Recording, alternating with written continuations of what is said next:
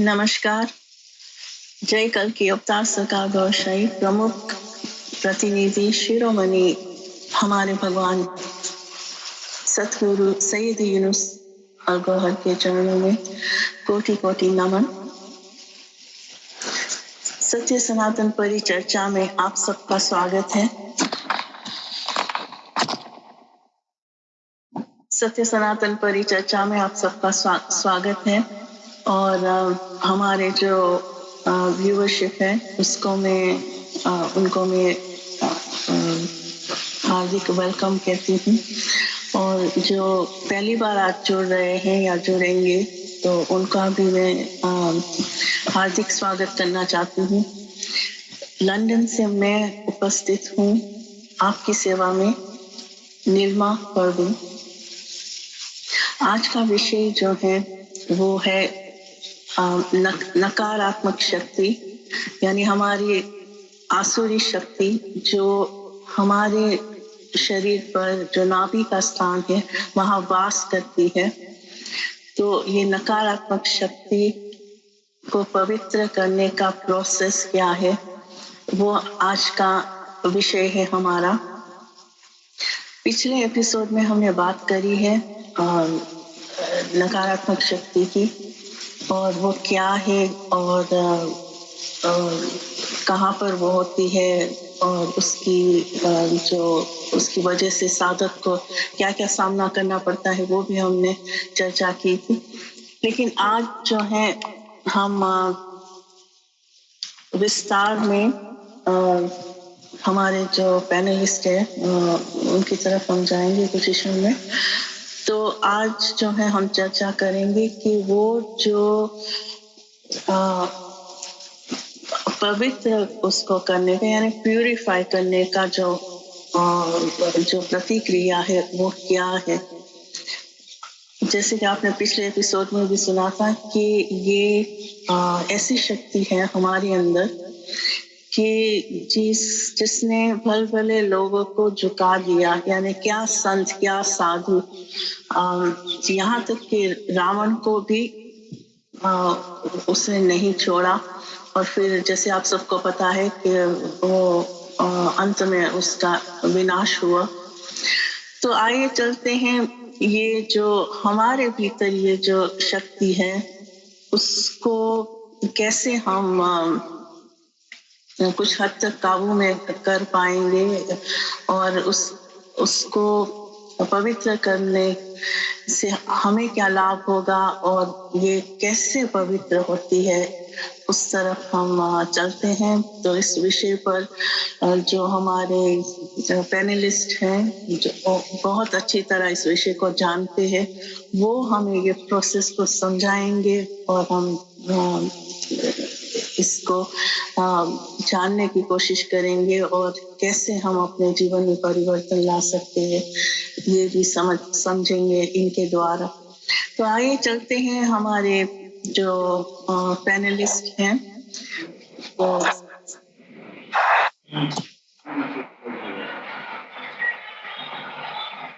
सबको नमस्कार जी महाराज, चरणों में नमन है।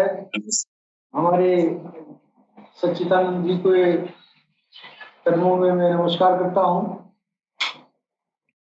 आप सभी का हार्दिक स्वागत है।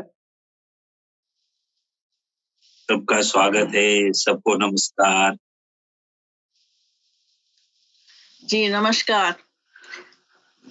तो आज का विषय है कि हमारी जो नकारात्मक शक्ति है यानी आसुरी शक्ति हमारे भीतर है जो नाभि के स्थान में वास करती है, उसको पवित्र करने की प्रतिक्रिया क्या है, यानी उसको पवित्र करने का प्रोसेस क्या है।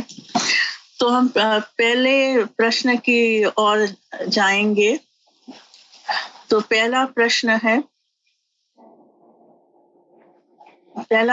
है कि निंदा या डांट यानी कि मलामत, निंदा डांट क्या है और क्यों जरूरी है हमारे लिए, यानी एक साधक के लिए निंदा डांट यानी मलामत क्या है पहले तो और क्यों जरूरी है।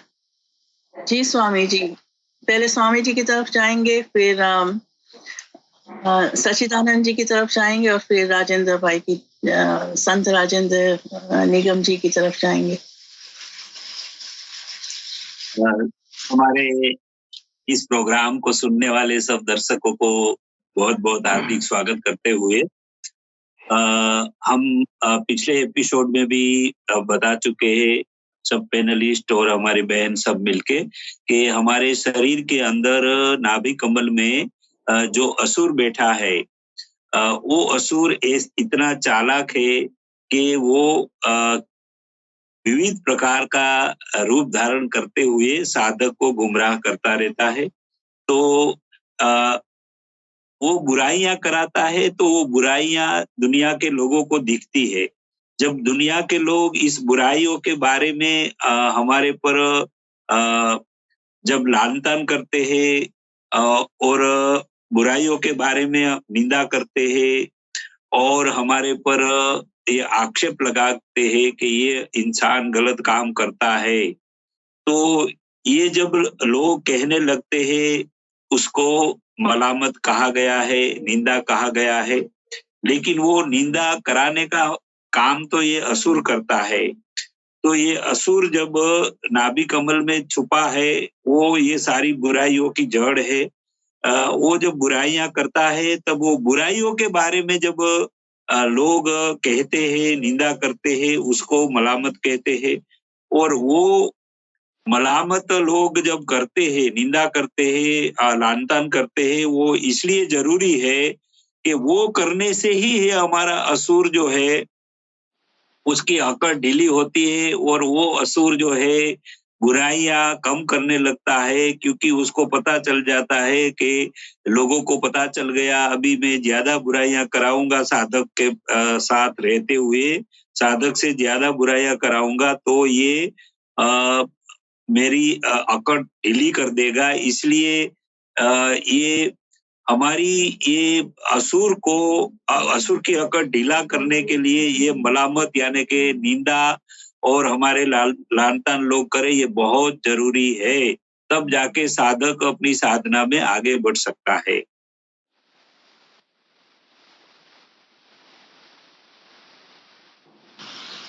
जी स्वामी जी, थैंक यू। अब हम चलेंगे सच्चिदानंद जी की तरफ। यही प्रश्न है।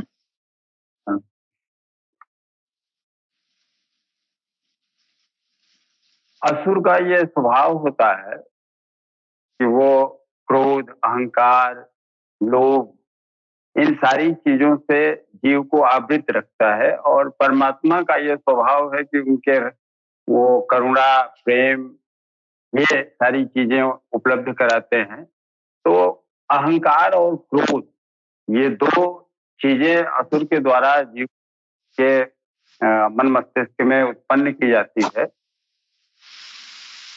इसकी वजह से बुराइयों की तरफ बढ़ता जाता है। जब प्रथम स्थिति में हम रहते हैं, जब तक गुरु की दृष्टि हम पे नहीं पड़ती है, तब तक हमारा हृदय जो है वो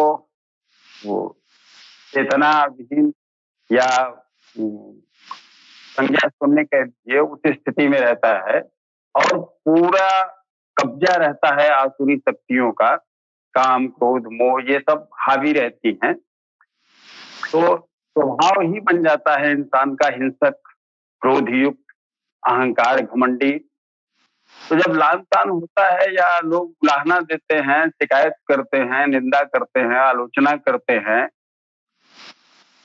और जो साधक है, आम जन तो उखड़ जाएगा उस बात पे, वो मारपीट करने पे आमादा हो जाएगा। लेकिन जो साधक है वो अगर इसको बर्दाश्त कर ले रहा है तो वो ईश्वर के रास्ते में अग्रसर हो रहा है और उसकी लड़ाई स्वतः ईश्वर ही लड़ना शुरू कर देता है। वो ऐलाने जंग कर देता है जो किसी साधक की निंदा करता है या अनावश्यक उसको प्रताड़ित करने का प्रयास करता है और साधक चुप रहता है। निंदा इसलिए आवश्यक है कि साधक की कितनी धैर्य है, धैर्य सहन करने की सीमा कितनी है, वो कहाँ तक इसको पछाड़ सकता है, इस आसुरी शक्ति को, इन वृत्तियों को कहाँ तक वो आगे बढ़ सकता है। तो निंदा इसलिए भी जरूरी है कि बिना निंदा के, बिना आलोचना के पहले तो हमको अपनी कमियां नहीं पता चल पाती, और दूसरी अगर कमियां पता चल गई, हम शांत रह गए, तो ईश्वर की नजर हम पे पड़ती है और निश्चित रूप से हम आगे बढ़ने लगते हैं। मुख्यतः तो बिना गुरु की कृपा के ना तो ये शैतान सुधरने वाला है और ना ही हम उसके सानिध्य में जाने वाले हैं। मूल तो गुरु ही है। मतलब अगर कहीं अंधकार है तो उसे दूर करने का क्या विकल्प हो सकता है? दीपक जलाना, प्रकाश करना। तो गुरु ही प्रकाश है, परमात्मा है। परमात्मा ही गुरु के रूप में हमको रास्ता दिखाता है। तो जब उसकी कृपा होती है, वो नामदान करता है, तो जब प्रकाश उस तक भी पहुंचता है तो वो धीरे धीरे सुधरना शुरू कर देता है। लेकिन दूसरी अवस्था में आने के बाद वो काफी दिनों तक उस अवस्था में पड़ा रहता है। तो उस अवस्था से आगे बढ़ने के लिए आलोचना बहुत जरूरी है, उसकी सहन शक्ति आवश्यक है, उसका परीक्षण होना जरूरी है कि वो कितना धैर्य रखता है। इसीलिए आलोचना जरूरी। जी जी, थैंक यू वेरी मच। अब हम चलेंगे संत राजेंद्र निगम जी की तरफ। जो पहला प्रश्न है, निंदा यानी मलामत क्या है और क्यों जरूरी है?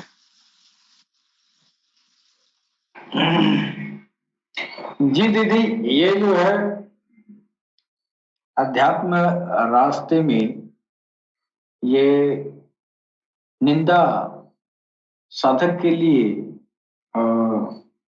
बड़ा जरूरी चीज है, बड़ा फायदेमंद चीज है। हमारे एक देश में जो गुजरे हैं एक सूफी संत, संत कबीर जी।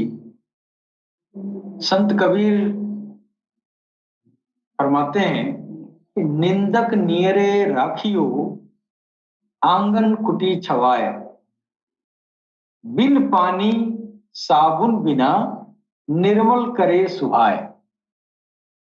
यानी सुहाए से मतलब इनका है कि स्वभाव, कि जब तक इंसान का जब तक निंदा नहीं होता है, कबीरदास ने इसीलिए कहा कि आलोचक को अपने साथ रखें, जिससे आप अपनी खामियों से परिचित हो सकते हैं और अपने चरित्र को निखार सकते हैं।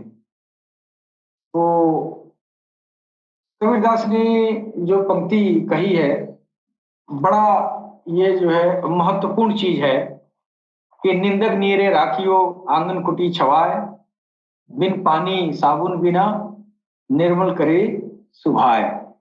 तो ये जो है निंदक को अपने पास रखना बहुत ही महत्वपूर्ण है, क्योंकि निंदक जब हमारी निंदा करता है तो उससे हमारी अंदर की कमजोरियां जो है, अपनी खामियां प्रकट होती हैं, जिसको दूर करने में साधक को आसानी होती है। तो मेरा ख्याल है कि निंदा जो है एक आध्यात्मिक पुरुष के लिए, एक संत के लिए बहुत अच्छी चीज है। हालांकि इन दुनिया के लिए तो ये निंदा जो है बड़ा नागवार गुजरता है, लेकिन एक साधु के लिए नागवार तो गुजरता है, लेकिन उसके अंदर जो है उसकी कमजोरियां, उसकी आंतरिक जो है उसकी खामियां हैं, वो प्रकट हो जाती हैं, जिसको वो दूर करने में उसको आसानी होता है।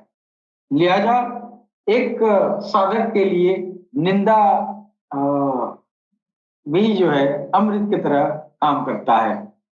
अगर ऐसा है, इसीलिए तमाम सूफी संतों ने अपने असली आत्मा की लानत मलामत लोगों ने किया है, करवाया है, जिससे उनका अध्यात्म रास्ता प्रशस्त हुआ है। और हमारे ये कबीरदास जी ने भी बड़ी अच्छी बात उन्होंने कहा, निंदक नियरे राखियो आंगन कुटी छवाए। लेकिन वो जो निंदा करने वाले मेरे पास रहेंगे, मेरी कमियों की तरफ इशारा करेंगे और हम अपनी कमियों को ढूंढेंगे, उसको चिन्हांकित करेंगे और उसको दूर करने का प्रयास करेंगे। लिहाजा निंदा हमारे लिए अच्छा है। जी दीदी, मेरे ख्याल से तो निंदा जो है एक साधक के लिए तो फायदेमंद चीज है। जी जी, तो आध्यात्मिक मार्ग में सबसे महत्वपूर्ण जो वस्तु है वो है सबसे पहले कि हमारा हृदय जागृत हो ऐसे सतगुरु की दृष्टि द्वारा, और फिर उसके बाद जो महत्वपूर्ण जो चरण है वो है नाभि आत्मा को पवित्र करने का। तो अभी हमने ये पहला प्रश्न हमने जो पूछा था उसका सबने जवाब सुन लिया है। तो आइए चलते हैं हम दूसरे प्रश्न की ओर। तो दूसरा प्रश्न आ चुका है स्क्रीन पर कि अपनी निंदा और बाहर की निंदा में अंतर क्या है? अपनी निंदा और बाहर की निंदा में अंतर क्या है? जी, तो सबसे पहले उसी क्रम में चलेंगे, स्वामी जी की तरफ जाते हैं, फिर सच्चिदानंद जी की तरफ, और फिर संत राजेंद्र निगम जी की तरफ। जी स्वामी जी। साधक जब सदगुरु के पास जाता है, सदगुरु उसको हृदय में नाम सिमरन दाखिल करके जब नाम सिमरन करने की प्रक्रिया में लगाता है, तब साधक जब ये नाम सिमरन करता है तो उसकी नाभि आत्मा में खून के जरिए से प्रकाश, आध्यात्मिक शक्तियां पहुंचती है। लेकिन ये असुर जो है बहुत चालाक है, बहुत चालाक। जैसे सियाल यानी कि फॉक्स जो है उसी तरह वो चालाक है, इससे भी खतरनाक तरीके से चालाकी करता है। जब ये असुर तक आध्यात्मिक शक्तियां प्रकाश पहुंचता है, तब उसके कर्मों में, बुरे कर्मों में थोड़ा तो बदलाव आता है, और वो आगे भी साधक को मदद करने लगता है। और वह वहाँ जब आध्यात्मिक शक्तियां नाभि कमल तक पहुंचती है, तब इतना उसको लाभ होने लगता है कि वो उसकी बुराइयां करने का मालूम होता है उसको कि मैं बुराइयां कर रहा हूँ। जैसे साधक से गलती से कोई चोरी कर लेता है तो साधक को ऐसा तो लगता है कि मैंने चोरी कर लिया, ये चोरी मुझे नहीं करना चाहिए था क्योंकि मैं साधक हूँ, मैं साधना के मार्ग में चल रहा हूँ। लेकिन तुरंत वो चालाक जो असुर बैठा है वो साधक को अपील करता है, अरे यार तूने चोरी कर लिया तो इसमें क्या है, चोरी तो आसपास के लाखों लोग चोरी कर रहे हैं, आपने भी थोड़ी चोरी कर लिया तो क्या है, इसमें कोई बुराइयां नहीं है। तो वापिस वो चोरी करने में और बुरे कर्मों में लगा रखता है। इसको कहते हैं अपनी मलामत, यानी कि जो नाभि आत्मा में जो निंदा की और बुराइयां की जो आपस में जो चर्चाएं और जो लड़ाइयां, यानी कि आपस में जो युद्ध चलता है कि अरे यार बुराइयां तो कर लिया, नहीं करनी चाहिए, कर लिया नहीं करनी चाहिए, लेकिन ये असुर जो है वापिस बुराइयों में लगाता है। इसको कहते हैं अपनी खुद की मलामत। लेकिन जब साधक अपने ये असुर की वजह से जो बुराइयां करता है, तो वो सारी बुराइयां, सारी गंदगी जब बाहर के लोगों को देखने को मिलती है, तो बाहर के लोग जब उसकी निंदा, उसके बारे में लान-तान लगाते हैं, उसकी सारी बुराइयों की उजागर करता है, सारी बुराइयों को जब कहता है, समाज के बीच में जाके उसको खुला करता है, तब उसको कहता है बाहर की मलामत। तो ये बाहर की मलामत जब शुरू होती है, तब अंदर बैठा असुर कुछ नहीं कर पाता है, क्योंकि वो तो बाहर, ये सारा अमल तो बाहर लोगों ने देख लिया। तब ये बाहर जब ये मलामत होती है, बाहर जब निंदा लोग शुरू करने लगता है, तब ये नाभि कमल में बैठा जो असुर है उसकी कुछ चलती नहीं है। और ये बाहर की मलामत साधक को कमाना बहुत जरूरी है। अंदर की ये जो मलामत है, अंदर की जो ये निंदा है, उसकी जगह ये बाहर वाली ये निंदा, बाहर वाली ये जो मलामत है, वो उसकी कमानी करना साधक को बहुत जरूरी है। तब जाके डबल ये मरामत से ही साधक अपनी साधना में आगे बढ़ सकता है। तो ये दोनों अंदर वाली मरामत निंदा और बाहर वाली निंदा, उसमें बाहर वाली निंदा बहुत कारगर है, ऐसा साधक को समझते हुए बाहर की निंदा को हमेशा स्वागत करना चाहिए। और ये दोनों मलामत में, अंदर वाली मलामत और बाहर वाली मलामत में इतना फर्क है। जी जी, थैंक यू स्वामी जी। अब हम चलते हैं सच्चिदानंद जी की तरफ। मैं खुद को स्वामी जी की बातों से संबद्ध करते हुए ये कहना चाहूंगा कि खुद की मरामत तो हम ही जज हैं, हम ही मुंसफ हैं, हम ही सब कुछ हैं, तो वो तो अपने पक्ष में फैसला होगा तो उसका बहुत असर नहीं होता है। जब समाज हमारी निंदा करता है, हमारी आलोचना करता है, तो प्रथमतः तो हमको अपनी कमियां दृष्टि में आ जाती हैं, और दूसरी, अगर धैर्य पूर्वक हम उसको बर्दाश्त कर गए तो हमारी आध्यात्मिक तरक्की भी होती है। उदाहरण के लिए देखिए ना, जो ट्रांसजेंडर है उनको समाज कितनी हेय दृष्टि से या हकारत की नजरों से देखता है, और जिसकी वजह से उनका जो अहंकार है वो टूट जाता है। उनको लोग अर्धबली भी कहते हैं। इसलिए अर्ध कहते हैं कि क्योंकि उनका कोई गुरु नहीं है, उनका हृदय जागृत नहीं हुआ है, लेकिन उनके नफ्स की अकड़ ढीली हो गई है, उनके शैतान की का अहंकार जो है वो समाप्त हो गया है। इसीलिए उनसे आशीर्वाद लोग लेने का प्रयास करते हैं। बच्चे जब होते हैं तो उनको आशीर्वाद दिलाते हैं। हमारे यहाँ तो शादियों उदियों में भी वो सब आते हैं और उनको नेक दिया जाता है। तो बाहरी जो निंदा है, बाहरी जो आलोचना है जो समाज करता है, असली सुधार तो उसी से होता है। और प्रभु ने भी कहा है कि जहां मैं तहां मैं नहीं। मुख्य चीज है अहंकार को तोड़ देना, अहंकार को समाप्त कर देना, और ये शैतान जल्दी होने नहीं देता है। हम धैर्य पूर्वक इससे लड़ें और अहंकार से दूर हो जाएं, शून्य के भाव में सदैव रहें, तो हमारे लिए आध्यात्मिक प्रगति के लिए श्रेष्ठ है।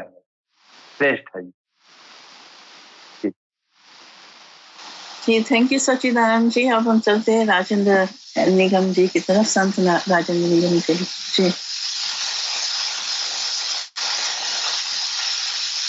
देखिए, हमारे दो वरिष्ठ संत लोग हैं और इस सवाल को इन लोगों ने जो है बहुत बेहतरीन ढंग से प्रस्तुत किया है। तो हम चाहते हैं कि हम इन लोगों की बातों से तो हम पूरी तरह सहमत हैं, और इस अंदर और बाहर की जो मलामत है इस पर मैं कुछ विशेष हम नहीं कह पाएंगे, इसलिए कि हमारे ये वरिष्ठ हमारे साधु महात्मा जो बैठे हुए हैं, इन लोगों ने बहुत बेहतरीन डिस्कशन किया है। लेकिन मेरी नजर में अंदर और बाहर की जो मलामत है उसके अंतर यही होता है कि बाहर वाली जो मलामत है वो कुछ ज्यादा ही प्रभावशाली होता है। जब इंसान का दिल जो है भगवान के नाम से जारी जब हो जाता है तो उसमें जो है लगातार ज्योति का निर्माण होने लगता है, और उस ज्योति के प्रभाव में उस ज्योति का प्रवाह जो है आसुरी आत्मा की तरफ जब होने लगती है तो आसुरी आत्मा में वो जो है धीरे धीरे सुधार होने लगता है। दरअसल आसुरी आत्मा जो है इससे तो सारी दुनिया, सारे अवतार, पैगंबर और जितने ऋषि महर्षि रहे हैं, इस आसुरी आत्मा से भगवान की पनाह मांगी है। तो ये दरअसल है बड़ा ये क्लिष्ट चीज। इसमें जब ज्योति के प्रवाह जब नाभि आत्मा की तरफ होने लगती है तो उसमें जो है सुधार होने लगता है, और सुधार का पहला स्टेज ये होता है कि जब वो जब मुलहिमा पर पहुंचता है तो उस आसुरी आत्मा की जो बातनी जो शकल सूरत होती है वो दरअसल काले कुत्ते की तरह होती है। जब ज्योति की जो है कंसंट्रेशन बढ़ता है तो वहां पर वो उसमें जो है काले कुत्ते के अंदर जो है सफेद धब्बे आने शुरू हो जाते हैं, यानी उसमें सुधार होना शुरू होता है। तो उस समय इंसान जो है जब नाभि आत्मा में सुधार का काम जब शुरू हो जाता है तो उस समय जो है इंसान जो है अगर कोई गलती करता है तो अंदर से जो है वो मलामत होती है कि नहीं, ये तुमने जो काम किया है यह काम गलत है। लेकिन आसुरी आत्मा चूंकि बहुत शक्तिशाली है तो इस तरह का भाव तो अंदर पैदा होता है कि ये अमुक काम मैंने जो किया है ये गलत है, इसको नहीं करना चाहिए। फिर भी वो जो है आसुरी आत्मा के झांसे में इंसान की जो है आत्मा आ जाती है, इंसान का दिल उसके झांसे में आ ही जाता है। और लाख अंदर जो है इस बात का बोध होने के बावजूद भी वो नहीं मानता है। ये तो अंदर की मलामत हो गई। अंदर की मलामत उतना प्रभावशाली नहीं है, लेकिन अगर वो बाहर जो निंदा करने वाले लोग हैं, जो दुनिया में आपको मलामत करते हैं और आपके जो है जो कमियां हैं, जो आपकी आंतरिक कमजोरियां हैं, जो आपके विकार हैं, वो विकारों को दृष्टिगत दुनिया जब आपके ऊपर उंगली उठाती है तो इसमें जो है ये काम नहीं चलेगा टालने से, इसलिए कि आप टालेंगे अगला नहीं समझ पाएगा। अंदर की बात थी तो आप अपने दिल को समझा लिए कि अच्छा चलो गुनाह हो गया फिर एक और कर लो, लेकिन बाहर नहीं चलता है। बाहर वाली जो परिवेश है, जो दुनिया है, ये दुनिया जो है लगातार आपके ऊपर जो है वो प्रहार करती है अपने वाणी से, अपने मन वचन कर्मों से। तो वह जो है दुनिया वाले प्रहार जब करते हैं तो वो इंसान जो है वो नाभि आत्मा, वो आसुरी आत्मा ज्यादा प्रभावित होती है अंदर की मलामत से, बाहर की मलामत ज्यादा प्रभावकारी होती है। तो मेरा ख्याल है कि अंदर के आंतरिक जो मलामत है और जो बाहरी मलामत है, इसमें सबसे ज्यादा जो बाहरी मलामत है वो कारगर होती है। जैसे अभी हमारे मित्र सच्चिदानंद जी महाराज कहे कि हमारे जो किन्नर समाज है वो किन्नर समाज चूंकि ईश्वर के तरफ से उनकी खास जो है वो इस तरह की बनावट है, लेकिन आम इंसानियत इस बात को पता नहीं है कि ईश्वर ने उनको आपसे अगर अलग बनाया है तो आपसे कहीं अलग उसका जो है जजा कजा भी बनाया होगा।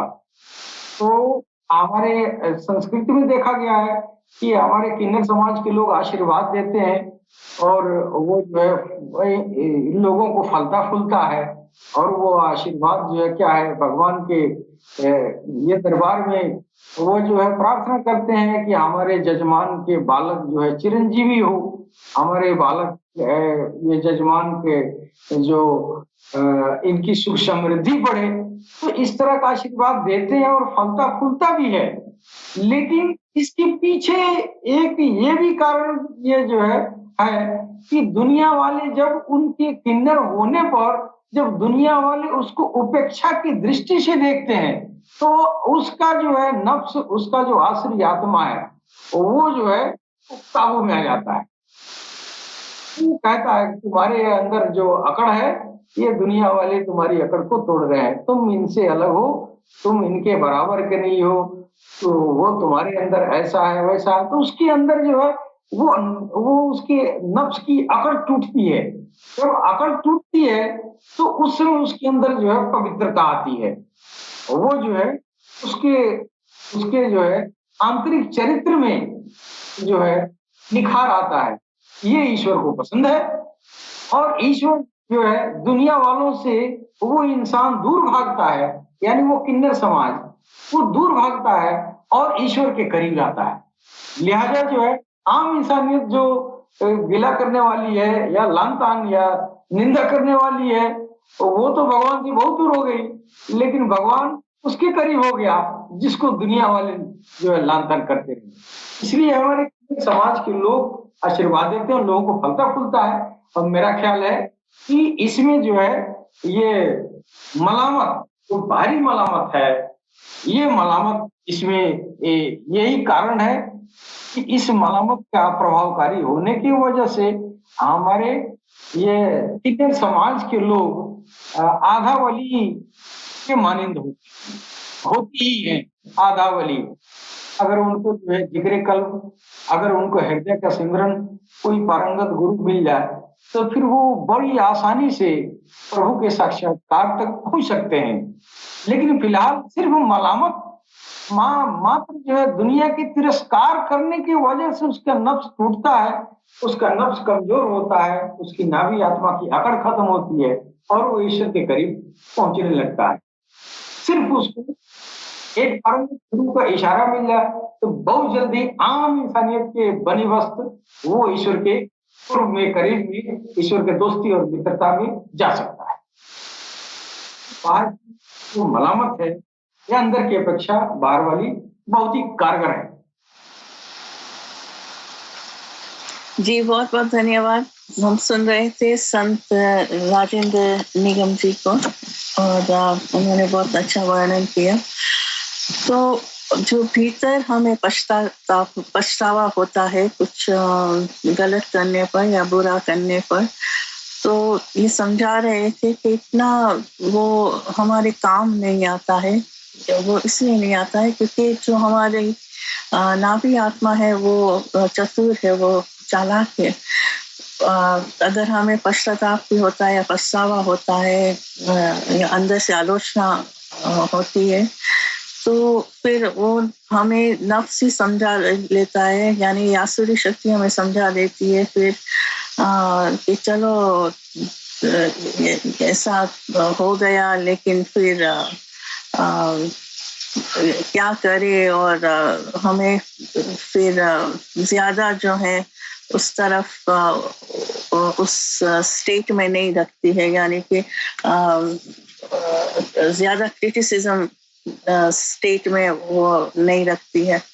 लेकिन जब हमें बाहर से यानी कि हमारे इर्द गिर्द के लोग के सामने वाली व्यक्ति हमारा क्रिटिसाइज करती है, हमें क्रिटिसाइज करती है, तो वो हमें बहुत चोट पहुंचाती है, क्योंकि सामने वाली हस्ती जो है वो कोई फिल्टर नहीं रखता है, उससे जो कहना है वो कहना ही है। और ऐसे शब्द भी वो उपयोग कर सकते हैं जो आपको सख्त नापसंद हो। तो जब बाहर से कोई हमारी आलोचना करता है तो जैसे ये तीनों संत हस्तियों ने बताया हमें कि वो बहुत फायदेमंद हमें हमारे लिए होती है, और वो ही जो है हमें मदद करता है आगे चलने में। तो चलते हैं अब हम तीसरे प्रश्न की ओर। तीसरा प्रश्न है, हमारी नकारात्मक शक्ति क्रिटिसिज्म को सहन बर्दाश्त क्यों नहीं कर सकती? यानी हमारी नकारात्मक शक्ति आलोचना को सहन क्यों नहीं कर सकती? तो पहले हम जाएंगे स्वामी विश्वानंद जी की तरफ, फिर सच्चिदानंद जी की तरफ, और फिर संत राजेंद्र निगम जी की तरफ। जी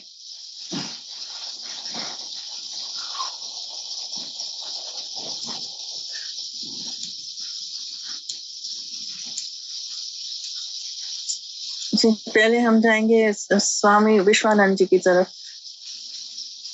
हाँ, मेरे ख्याल से वो उनका कॉल ड्रॉप हो गया है, तो सच्चिदानंद जी आप आ जाएं। आसुरी शक्ति का या नकारात्मक शक्ति का ये गुण ही होता है कि उसमें क्रोध और अहंकार ये कूट कूट के भरा होता है, ये मुख्य उसका गुण है। इसकी वजह से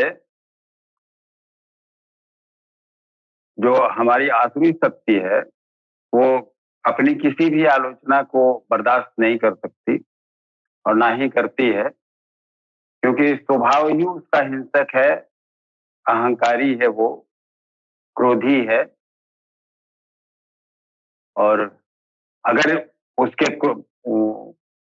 क्रोध खत्म हो गया, अहंकार खत्म हो गया, तब तो वो प्रकाश के घेरे में आ गई। फिर तो वो प्रकाश के सन्निकट पहुंच गया, वो संतुष्ट हो गया।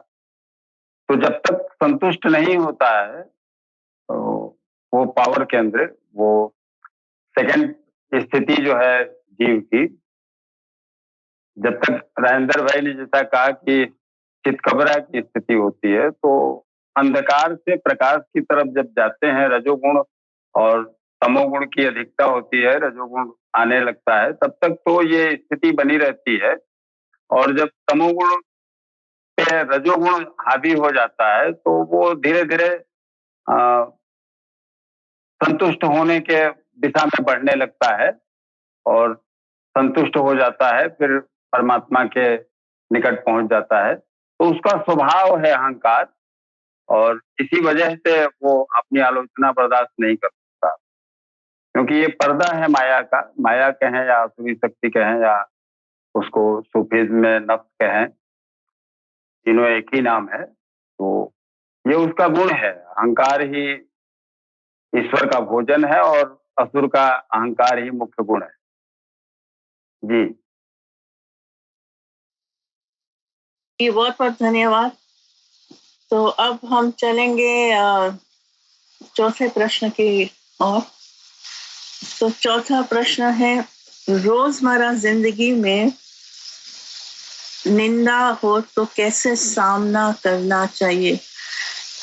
चौथा प्रश्न, रोजमर्रा जिंदगी में आलोचना हो तो कैसे सामना करना चाहिए? जी संत राजेंद्र निगम जी की तरफ हम जाएंगे, फिर सच्चिदानंद जी की तरफ जाएंगे।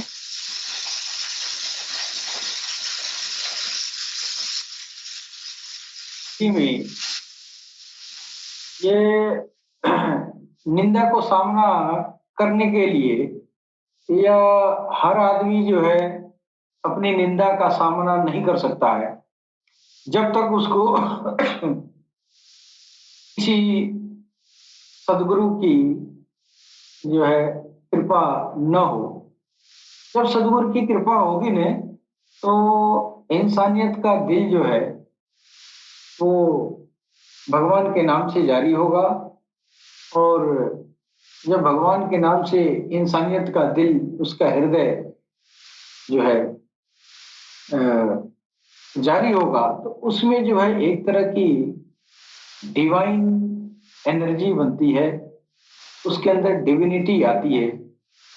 जब उसके अंदर जो है डिविनिटी आ जाती है, थोड़ी बहुत भी आ गई, तो उस समय जो है इंसान जो है रोजमर्रा की जिंदगी में जो है निंदा का सामना कर सकता है, इसलिए कि इस भेद को वो जान चुका होता है कि मेरे अंदर एक आसुरी शक्ति निहित है जो हमारी जो है हमारे चरित्र निर्माण में ये बहुत बड़ी रुकावट है, और अध्यात्म मार्ग में भी ये जो है बहुत बड़ा ये संकट का कारण बन जाता है। लिहाजा उसको पता है कि ये आसुरी आत्मा मेरे अंदर बैठी हुई है, और ये जो है लानत मलामत जब होती है तो इसकी अकड़ टूटती है।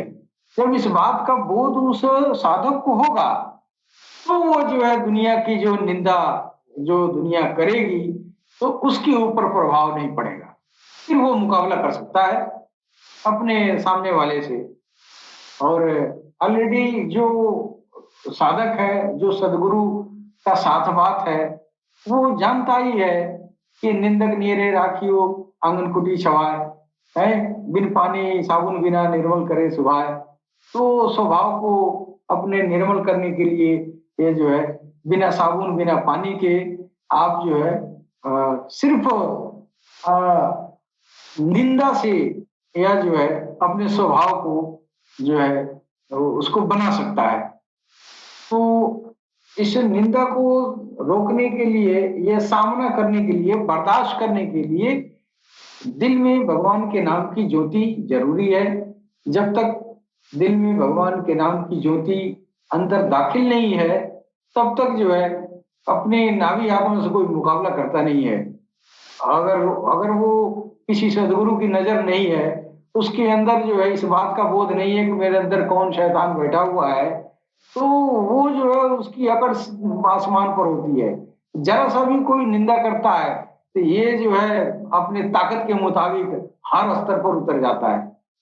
तो इसको बर्दाश्त करने के लिए सदगुरु का मिलना जरूरी है और सदगुरु से आध्यात्मिक प्रलाप प्राप्त करना जरूरी है। जिस दिन जो है भगवान के नाम का सिमरन धाम दिल में उतर गया और दिल में भगवान के नाम की ज्योति जलनी शुरू हो गई, फिर उस ज्योति के प्रभाव में वह जो है निंदक का निंदा का सामना कर सकता है। जी दीदी। जी, बहुत बहुत धन्यवाद।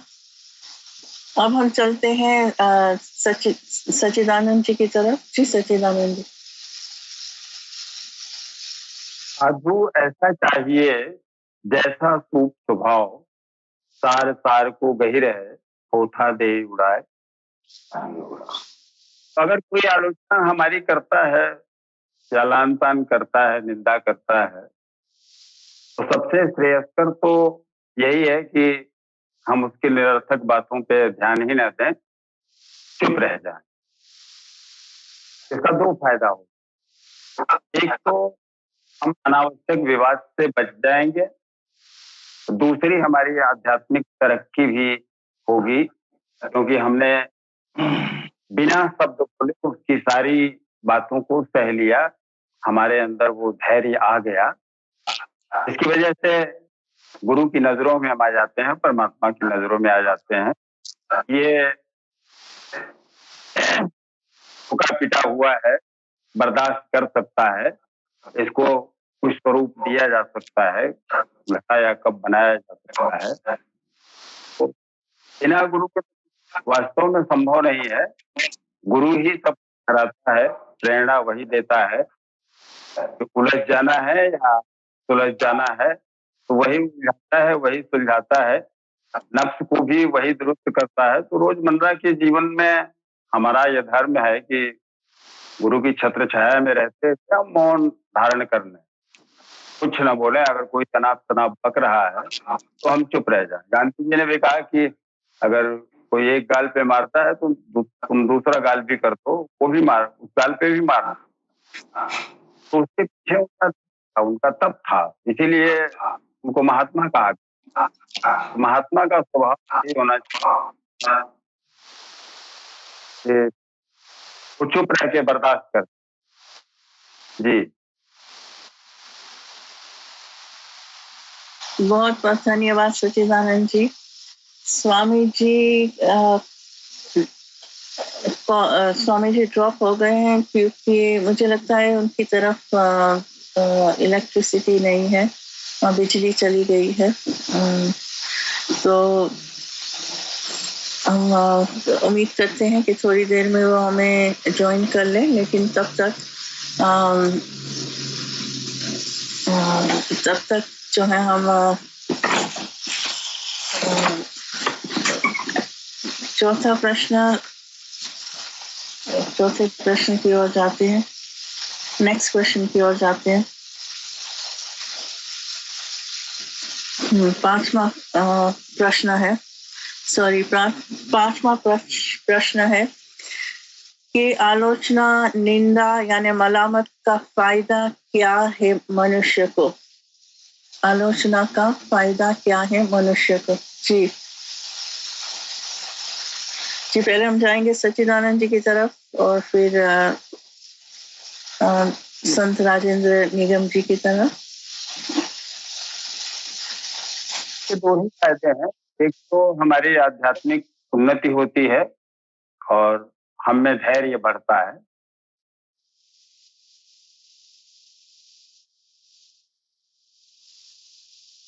जी, जी कि हमारी नजर में तो ही है। जी जी जी सच्चिदानंद जी, थैंक यू वेरी मच। अब हम चलते हैं संत राजेंद्र निगम जी की तरफ।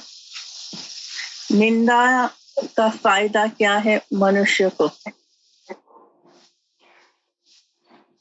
हाँ, वो निंदा जब होगी तो वो मेरा कोई आलोचक ही होगा जो मेरी निंदा करेगा।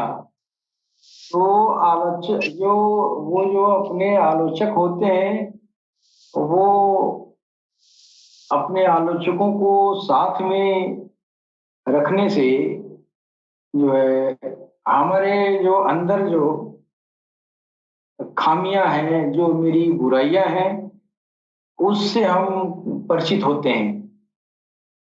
तो जब हम अपने खामियों से, अपनी बुराइयों से जब परिचित होंगे, तो जाहिर है कि उसको सुधारने का प्रयास करेंगे। और जब हम उसको, उन कमियों को जब सुधारेंगे, तो हमारे चरित्र में जो है निखार पैदा होगा। तो मेरे ख्याल से निंदा का जो है इंसान के लिए जो है ये बहुत फायदे की चीज है, जो चरित्र निर्माण में एक जो है बहुत महत्वपूर्ण योगदान देता है ये निंदा। अगर वो निंदा सहन करने के काबिल है, तो फिर ये निंदा उसको जो है उसके चरित्र में निखार पैदा करती है। मेरे ख्याल से अ, हमारी आंतरिक कमजोरियों और कमियों को दूर करने के लिए ये एक बेहतरीन अ, तरीका है। एक बेहतरीन जो है एक क्या कहेंगे उसको, ये दुनिया से मुफ्त में ये चीज एक फायदेमंद दवा मिल जाती है। जो दुनिया अगर निंदा करती है, तो साधक के लिए, उसके लिए, उसके चरित्र निर्माण में उसकी कमजोरियों और खामियों को ये जो उजागर करने में एक बहुत उसका जो है आसानी हो जाती है। तो साधक के लिए ये निंदा फायदेमंद लगता है। लेकिन आम इंसानियत के लिए ये निंदा जो है आ, ये झगड़ा का और फसाद का कारण भी बन जाता है। लेकिन साधक के लिए तो फायदेमंद चीज है, इसमें कोई दो राय नहीं है। ये दरअसल इंसान की कमजोरी आ, उजागर हो जाती है, जिसको उसको दूर करने में मदद मिलती है।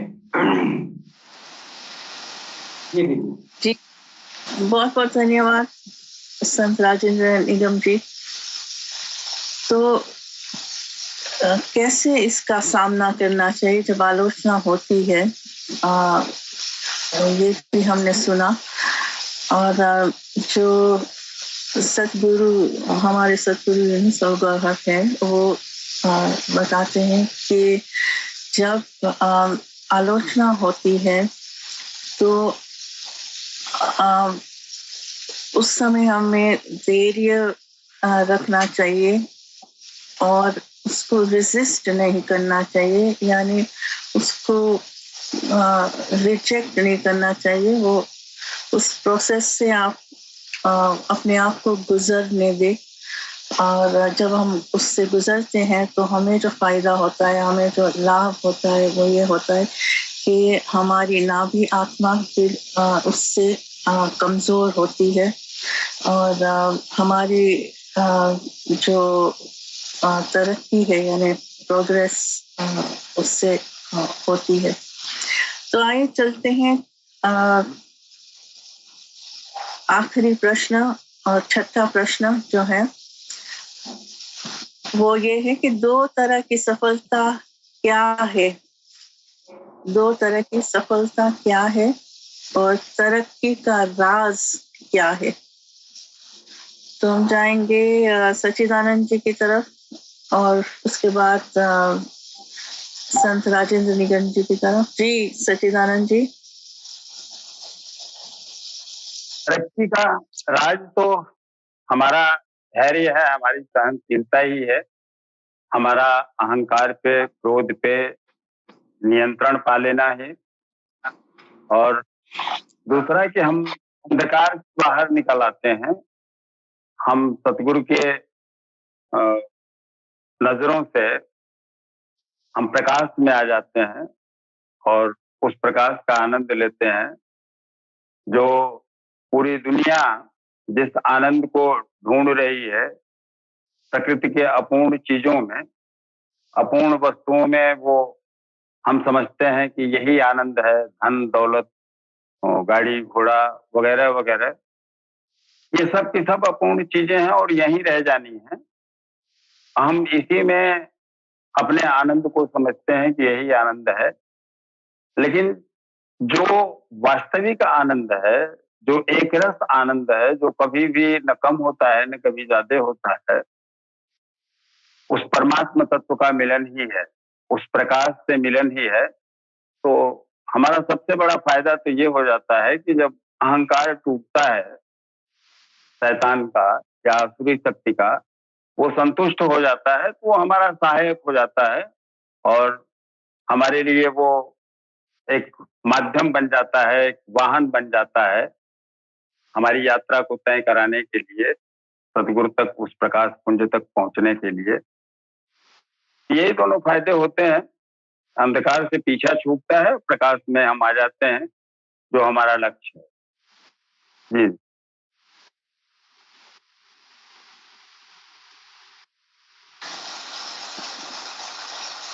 जी संत राजेंद्र निगम जी।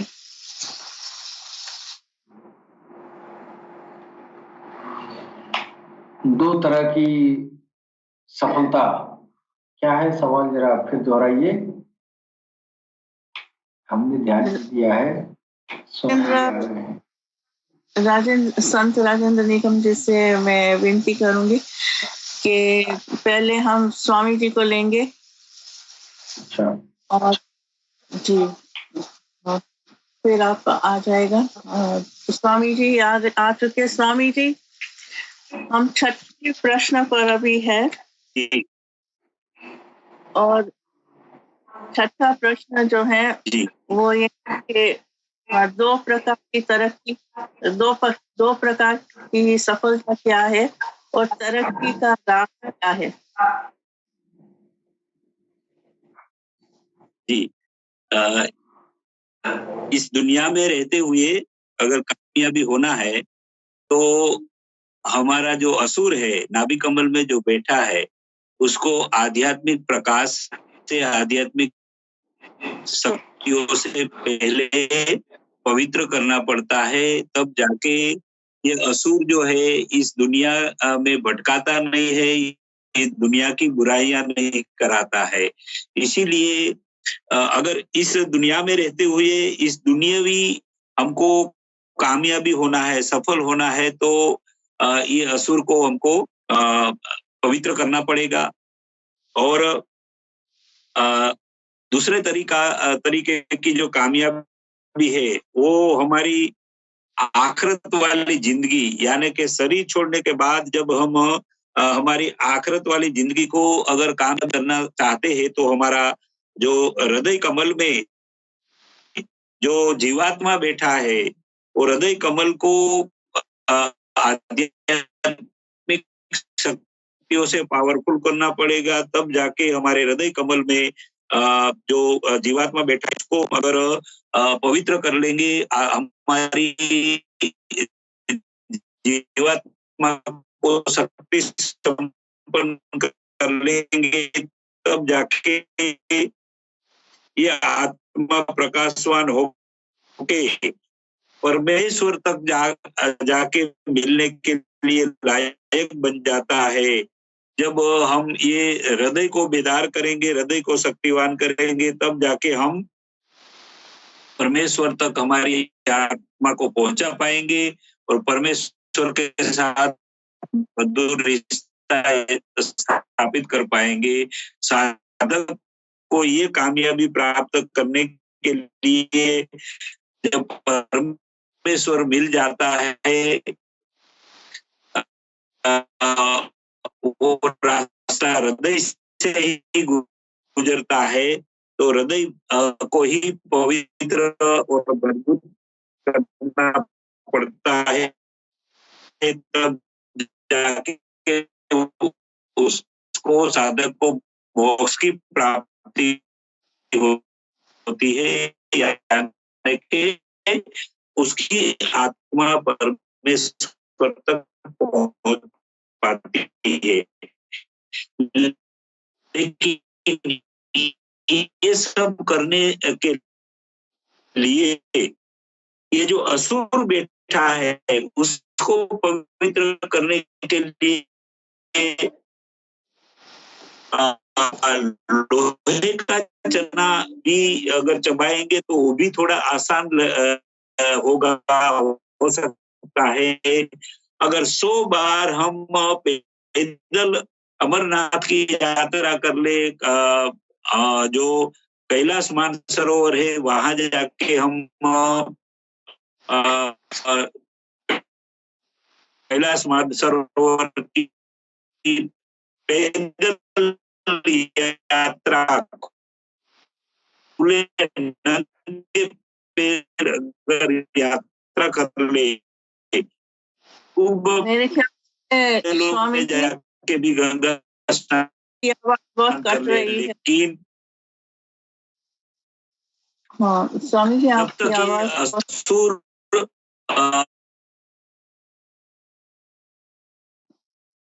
स्वामी जी का नेटवर्क प्रॉब्लम है, तो हम इसी प्रश्न को लेकर चलते हैं संत राजेंद्र निगम जी की तरफ।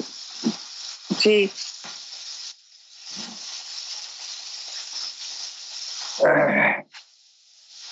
इंसान की सफलता, ये जो है, ये कामयाबी हमारे भगवान सदगुरु ने फरमाया था।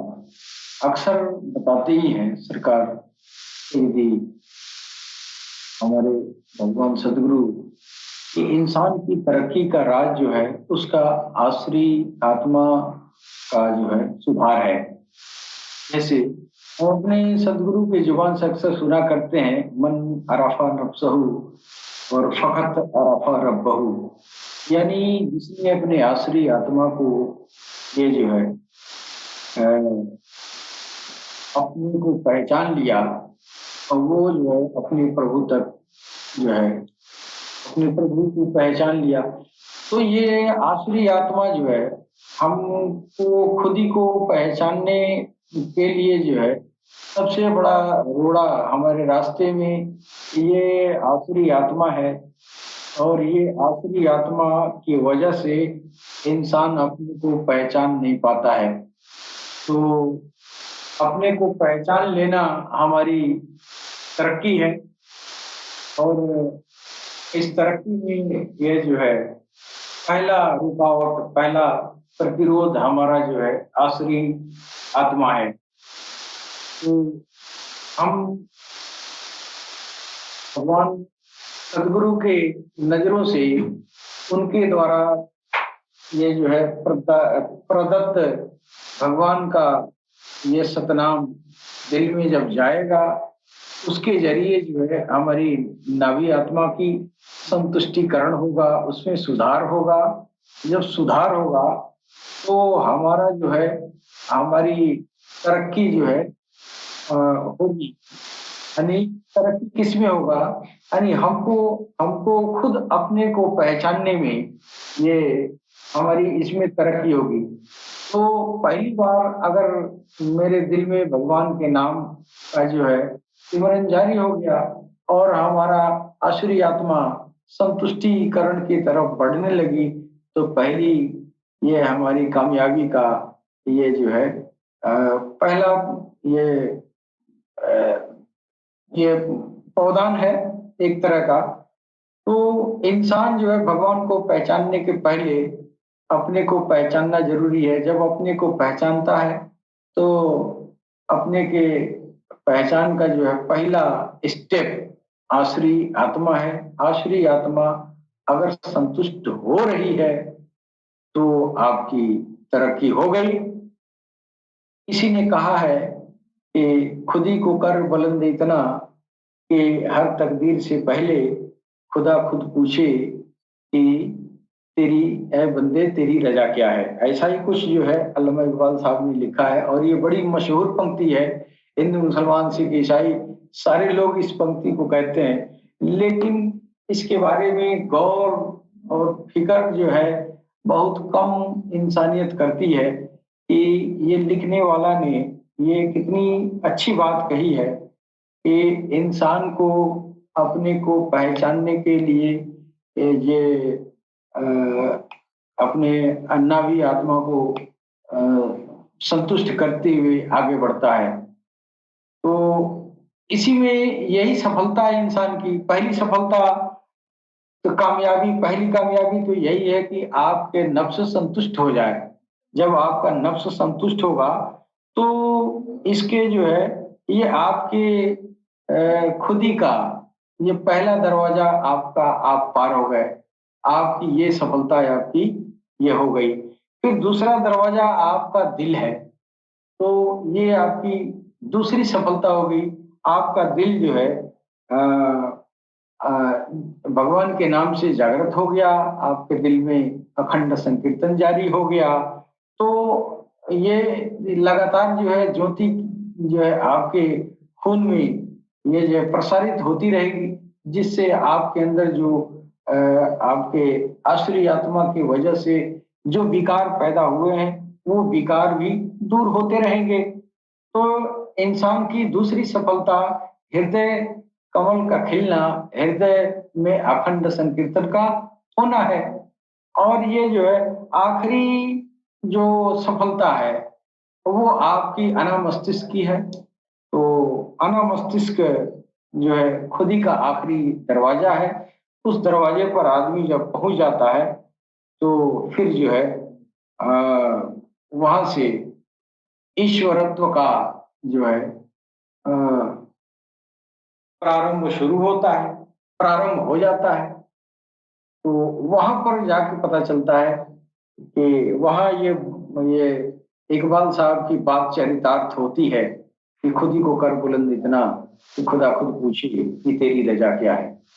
तो अब यहाँ तक सफलता हासिल करने के लिए ये जो है पहला मेरा रेजिस्टेंस हमारा जो है आसुरी आत्मा है, इसको संतुष्ट करने के बाद ही हम जो है आगे की सफलता हासिल करेंगे।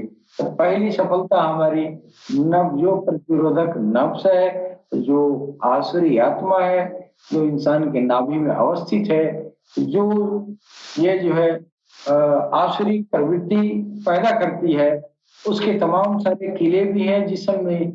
उन सब चीजों को वह जो है बहुत चौकस रखता है। जब भी मौका नसीब पाता है, कंडीशन जब फेवरेबल होता है उस इंसान के अंदर, तो फिर वो शैतान जो है अपने पूरे लव लश्कर के साथ उस इंसान के मानस पटल पर हमला कर देता है। और इसके फलस्वरूप इंसान जो है ये काम, क्रोध, लोभ, मोह और ये मद, मत्सर, अत्याचार, व्यभिचार जैसे पापाचारों में लिप्त हो जाता है। तो ये नफ्स जो आसुरी आत्मा है यह जो है संतुष्ट हो जाए और इन पापाचारों से मुक्त हो जाए, ये इंसान की पहली सफलता है। और हृदय भगवान के नाम से हृदय में अखंड संकीर्तन जारी हो जाए, ये आपकी दूसरी सफलता है। इसके बाद से ईश्वर तक तो वो पहुंच ही सकता है। ये शांति सफलता है। जी बहुत बहुत धन्यवाद। तो आज हमने सुना कि नकारात्मक शक्ति को पवित्र करने का जो प्रोसेस है उसके बारे में हमने सुना। और हमारे व्यूअरशिप जो है वो जो रेगुलर है वो भी है, और बहुत सी दूसरी आइडिया भी आई है। तुम सबको मैं धन्यवाद कहना चाहती हूँ। जैसे वेमलेश जी है और फिर रूबी शेफ है और एनूर है, फिर शिव देवी जी है, फिर मुकेश कुमार जी जो रेगुलर लिसनर है हमारे, और बाकी और भी नाम है। और तो सबका बहुत बहुत धन्यवाद। और स्वामी जी भी आ चुके हैं। और स्वामी जी हम प्रोग्राम के अंत पे आ चुके हैं। मैं जानती हूँ आपको प्रॉब्लम रही है नेट की, कोई बात नहीं। अगले शनिवार को आप उपस्थित होंगे तो तब हम बातचीत करेंगे। तो सरकार गौशाई ने फरमाया है कि जो हमारी नाभि आत्मा है, ये आसुरी शक्ति है, उसको पवित्र करना, यानी कि उन्होंने एक एग्जाम्पल दिया है कि लोहे के चने चबाने आसान है, परंतु ये नाभि आत्मा को पवित्र करना बहुत ही मुश्किल कार्य है। और अधिक जानकारी के लिए आप इस प्रोग्राम के बाद फौरन एक शॉर्ट ब्रेक के बाद एक वीडियो दिखाई जाएगी जो हमारे सतगुरु शिरोमणि यूनुस गौहर जी महाराज जो है, उन्होंने इसी टॉपिक पर जो चर्चा की है, वो वीडियो नेक्स्ट प्ले की जाएगी। आप वो जरूर देखिएगा, आपको बहुत फायदेमंद रहेगी वो वीडियो, जरूर देखिएगा। और आज हमारे साथ जो लोग, जिन पैनलिस्ट ने ज्वाइन किया है, उन सबको मैं दिल से धन्यवाद कहना चाहती हूँ। और फिर मिलेंगे, अगर ईश्वर की मर्जी रही तो अगले शनिवार को जरूर मिलेंगे। तब तक के लिए सुरक्षित रहे और सबको शुभ रात्रि, नमस्कार।